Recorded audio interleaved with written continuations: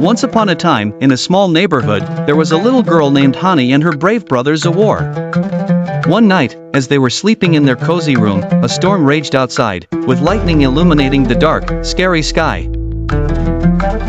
Hani was feeling quite scared. As she lay in bed, she suddenly saw a shadow behind the window and heard a strange sound. Nervous, she nudged her brother and said, "Zawar, I'm scared. Can you see the shadow? What is that?"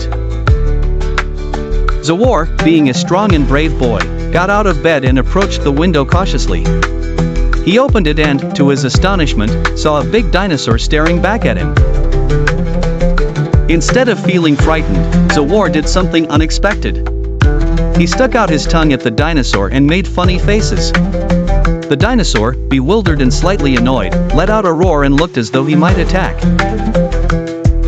But Hani and Zawar were not ones to back down in fear. They decided to face the dinosaur head-on. After a brief tussle, something magical happened. The dinosaur realized that Hani and Zawar were not enemies but potential friends. Thus began the unusual friendship. The dinosaur, whose name was Dino, started helping Hani and Zawar with all sorts of things. They became inseparable companions, going to the park every day, riding on Dino's back, and having loads of fun. Whenever people saw Hani and Zawar with Dino, they couldn't help but gasp in shock, for having a dinosaur as a friend was unheard of. Thanks to Dino, Hani and Zawar became famous. They were invited to different shows where they proudly showcased their dinosaur friend. However, one day, some wildlife officials came to their home and insisted that Dino was a wild creature, dangerous to the community. They explained to Hani and Zawar that Dino needed to return to his home in the jungle. Hani cried, "Please don't take Dino away. He's not dangerous. He's our friend."